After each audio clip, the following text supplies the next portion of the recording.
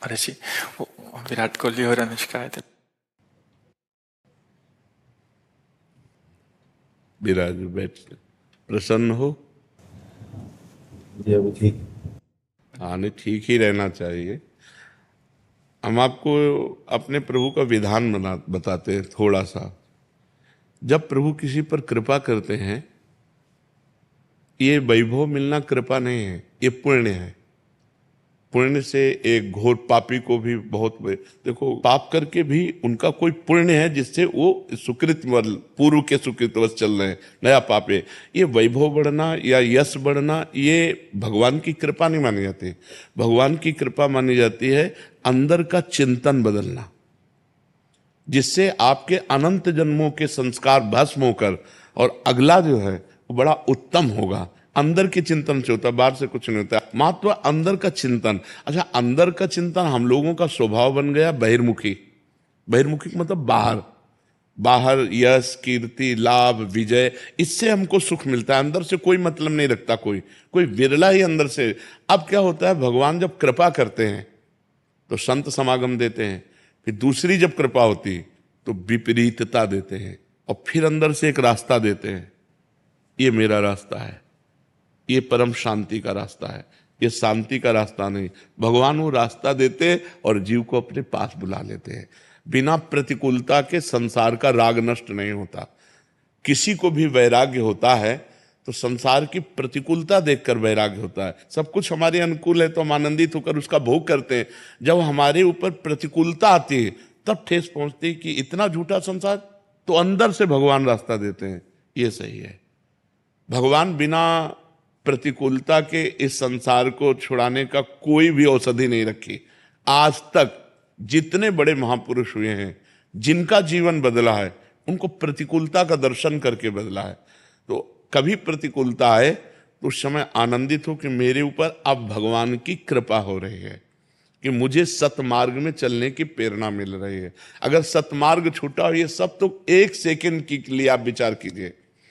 अब अपना सुधार कर लो, अपने जीवन को सत्य में ले आओ, तो अगला जो होगा वो बहुत जोर का होगा। चाहे जन्म हो तो श्रीवान कुलवान धनवान वैभव संपन्न ऐसे, और भक्ति की अनुकूलता, भक्ति की अनुकूलता। खास बात श्रीवान धनवान कुलवान नहीं, खास बात भक्ति की अनुकूलता। अगर इस जन्म में भगवत प्राप्ति नहीं हुई तो भगवान श्री कृष्ण ने गीता में कहा है कि मेरे भक्त का नाश नहीं होता। मैं कुलवान धनवान श्रीवानों के कुल में जन्म देता हूं और फिर पुनः भक्ति का माहौल देता हूं, और पूर्व का जो भजन छूटा हुआ हो वहीं से उसको। अब बिल्कुल ऐसे ही रहो जैसे रह रहे हो, बिल्कुल संसारिक बन करके रहो, लेकिन अंदर का चिंतन आपका बदल जाए। अंदर के चिंतन में आपकी यश की भावना न रह जाए, अंदर के चिंतन में आपको धन बढ़ाने की भावना न रह जाए।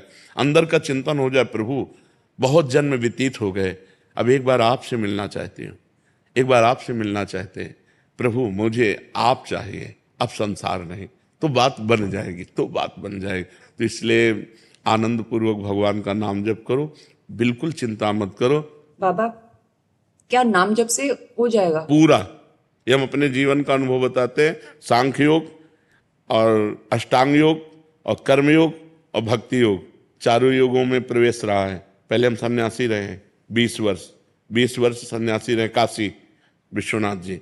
तो हम सांख्य योग, अष्टांग योग, जो अष्टांग योग है ना, अष्टांग योग कर्म योग, इन तीनों को अच्छी प्रकार जान करके और फिर भक्ति योग में आए हैं। स्वयं भगवान शंकर से बढ़कर कोई ज्ञानी तो नहीं ना, सनकादि से बढ़कर कोई ज्ञानी नहीं। वो हरिशरणम सनकादि हर समय जपते रहते हैं। भगवान शिव राम राम राम राम राम राम जपते रहते हैं। हम वृंदावनवासी प्रिया प्रीतम के उपासी, तो जो राम में राह है वही राह है, जो धा है ये रस देने वाली वस्तु है।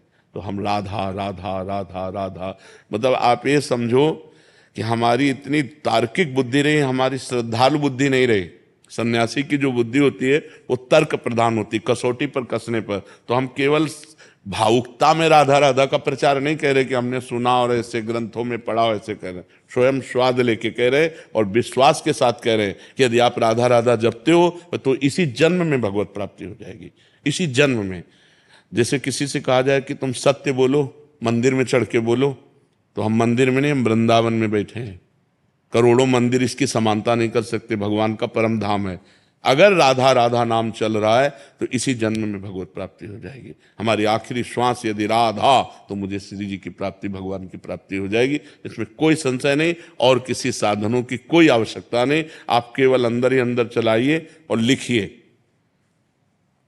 देखो, हम जो कह रहे हैं उसको समझो। बहुत अधिक नाम जपने की हमें चेष्टा नहीं करनी, कम संख्या हो लेकिन मन लगा करके हो। जैसे हम, अब देखो, आप लिखो राधा, अपने दिमाग में लिखो, खुले नेत्र लिखो या बाहर बाहर देखो, दिखाई दे रहा है राधा लिखा हुआ। वही कान में सुनो राधा, वही अंदर उठाओ राधा। ये तीनों का एकाकार हो जाए तो ये करोड़ों नाम जप के बराबर है।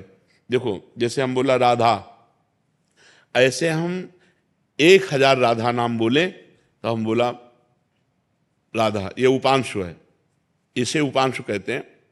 राधा राधा राधा राधा 1000 बार, ये उपांशु हुआ।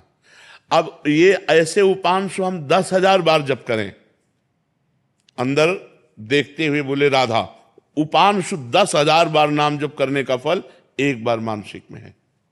इतना बड़ा फल है ये। ऐसे राधा राधा राधा चल रहा है, नेत्रों से हम उसे देख रहे हैं, कानों से उसे सुन रहे हैं। आप देखना कि अगर मन भगेगा तो आप लिख नहीं पाओगे राधा नाम, अगर लिख रहे हो तो मन भगेगा नहीं। तो चाहे 10 बार लिखो, 100 बार लिखो, लेकिन एक अभ्यास बनाओ ऐसा कि कुछ समय शांति से स्नान आदि करके बैठ गए और राधा राधा लिख रहे हैं, उसी का चिंतन कर रहे हैं। इसे अपना जीवन बना लो, फिर आप परिणाम में खुद देख लेना। कोई घाटे का सौदा तो है नहीं। ठीक है,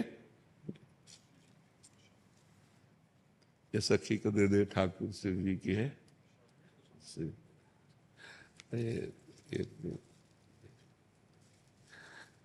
खूब आनंदित रहो, नाम जप करते रहो, प्रसन्न।